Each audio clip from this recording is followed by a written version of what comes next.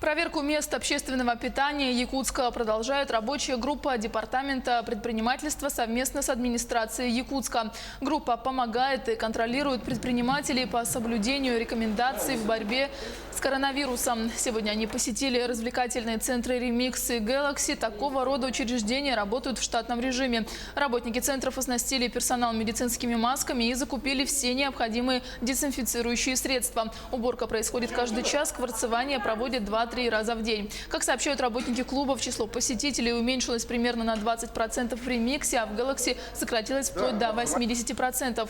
Несмотря на убыток, в «Гэлакси» второй этаж полностью закрыли, где помещались 2 танцпола. Остались только зал караоке и боулинг. На сегодняшний момент рабочей группой мы объездили 21 предприятие общественного питания. Сегодня вот мы второе предприятие посмотрели, Конечно, хочется отметить, что предприниматели со всей ответственностью отнеслись к этим рекомендациям. Они сознательно уже пошли на сокращение своей деятельности, как мы уже видим потому что в рекомендациях было сказано о том, что сократить мероприятие до 50 человек.